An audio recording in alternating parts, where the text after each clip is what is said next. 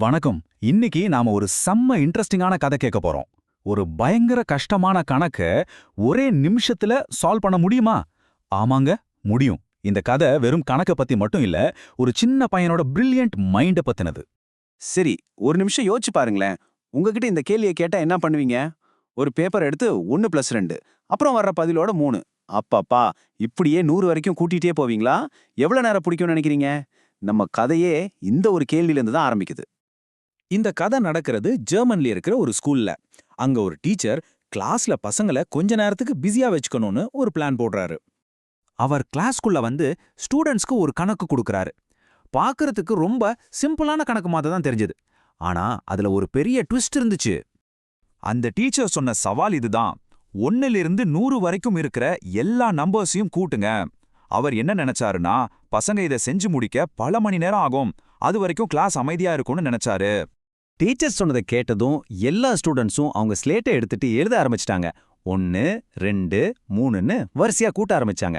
இது ரொம்ப நேரம் எடுக்கிற போர் அடிக்கிற வேலைதான்னு அவங்களுக்கும் தெரியும். அதுக்கு ரெடியா இருந்தாங்க. ஆனா இங்க தான் ஒரு ட்விஸ்ட்.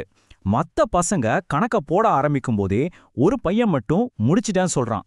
நம்ப முடியுதா? கதையோட பெரிய டேர்னிங் பாயிண்டே இதுதான். யார் அந்த பையன் கேக்குறீங்களா? அவர்தான் கார்ல் ஃப்ரெட்ரிக் காஸ், நம்ம கதையோட ஹீரோ. பின்னால உலகமே கொண்டாடின ஒரு பெரிய கணக்கு மேதையா ஆனாரு. யோசிச்சு பாருங்க, ஜஸ்ட் ஒரே நிமிஷம் அந்த முழு கணக்கையும் முடிச்சிட்டான். டீச்சர் உட்பட கிளாஸ்ல இருந்தா எல்லாருக்கும் ஒரே ஷாக். இது எப்படி முடியும்னு ஒரே குழப்பம். அதை பார்த்த டீச்சருக்கு அதிர்ச்சி தாங்கல. அவரால நம்பவே முடியல. நேரா காஸ்கிட்ட போய் கேட்டாரு, "எப்பா, எப்படி இவ்ளோ சீக்கிரமா ஆன்சர் கண்டுபிடிச்ச?" கிளாஸ்ல இருந்த எல்லாருமே இததான் மனசுக்குள்ள கேட்டுட்டு இருந்தாங்க. சரி, அந்த பிரில்லியன்ட் சொல்யூஷன் எப்படி வந்துச்சுன்னு பார்க்கலாமா? காஸ் யூஸ் பண்ண அந்த சிம்பிளான ஆனா செம்ம பவர்ஃபுல்லான மெத்தட் என்னன்னு இப்போ நாம தெரிஞ்சுக்கலாம். காஸ் மத்தவங்கள மாதிரி நம்பர்ஸா வரிசையா கூட்டல. அதுக்கு பதிலா அவர் அத ஒரு புதுவிதமா பார்த்தாரு. எண்களை ஜோடி ஜோடியா பிரிச்சாரு. எப்படின்னா, ஆரம்பத்திலேருந்து 1, கடைசியிலேருந்து 1. முதல் நம்பரான 1ஐயும் கடைசி நம்பரான 100ஐயும் எடுத்தாரு. ரெண்டையும் கூட்டினா 101. இதுதான் அவரோட மெத்தட்ல ஃபர்ஸ்ட் ஸ்டெப். அடுத்து 2வது நம்பர், அதாவது 2ஐயும் கடைசிக்கு முன்னாடி இருக்கிற 99ஐயும் கூட்டினாரு. அப்பவும் பதில் 101 தான் வந்துச்சு. இப்போ உங்களுக்கு அந்த பேட்டர்ன் புரிய ஆரம்பிக்குதா? இன்னொரு ஜோடியை பார்க்கலாம்.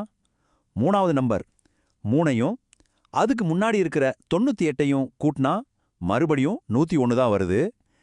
இந்த மாதிரி எந்த ஜோடியை எடுத்தாலும் அதோட டோட்டல் மாறவே இல்ல, 101ஆவே இருந்துச்சு. அப்போ காசோட மெத்தட் ரொம்ப சிம்பிள். 4 ஸ்டெப்ஸ் தான். முதல்ல நம்பர்ஸ வெளியில இருந்து உள்ள ஜோடி சேர்க்கணும்.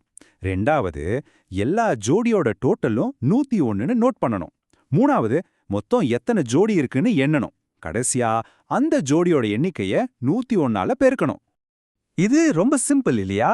1லிருந்து 100 வரைக்கும் மொத்தம் 100 நம்பர்ஸ் இருக்கு. அதை 2 ஜோடி போட்டா நமக்கு கரெக்டா 50 ஜோடி கிடைக்கும்.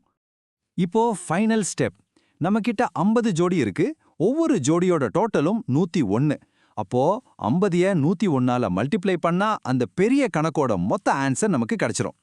கரெக்டான பதில் 5050. இத பார்த்த டீச்சர் அப்படியே அசந்து போயிட்டாரு. ஒரு ஸ்டூடெண்ட் இவ்ளோ ஸ்மார்ட்டா யோசிச்சு ஒரு கஷ்டமான கணக்கை இவ்ளோ ஈஸியா மாத்தினதை பார்த்து அவருக்கு ரொம்ப சந்தோஷம். பாத்தீங்களா, இந்த கதை வெறும் கணக்க பத்தினது மட்டும் இல்ல, நாம நம்ம வாழ்க்கையில வர்ற பிரச்சனைகளை எப்படி பார்க்கறோம், எப்படி ஹேண்டில் பண்றோம்னு ஒரு முக்கியமான பாடத்தை நமக்கு சொல்லிக் கொடுக்குது. இந்த கதையோட மெயின் ஐடியாவே இதுதான். நாம சரியான ஆங்கிள்ல யோசிச்சா எவ்வளோ பெரிய சிக்கலான பிரச்சனை கூட ரொம்ப சிம்பிளா மாறிடும். ஆமாங்க, இதுதான் நாம எல்லாரும் கத்துக்க வேண்டிய விஷயம். ஹார்ட் ஒர்க் ரொம்ப முக்கியம்தான். ஆனா சில சமயம் ஸ்மார்ட் ஒர்க் அந்த ஹார்ட் ஒர்க்கை விட பெரிய ரிசல்ட்டை கொடுக்கும். காஸ் அந்த நம்பர்ஸை ஒரு புது கோணத்துல பார்த்த மாதிரி உங்க வாழ்க்கையில இருக்கிற பிரச்சனைகளை இங்க எப்படி வேற மாதிரி பார்க்கலாம்னு யோசிச்சு பாருங்க. சில நேரங்கள்ல சொல்யூஷன் நம்ம கண்ணு முன்னாடியே தான் இருக்கும். நாம பார்க்கற விதத்தை தான் கொஞ்சம் மாத்தணும். யோசிச்சு பாருங்க. மீண்டும் சந்திப்போம்.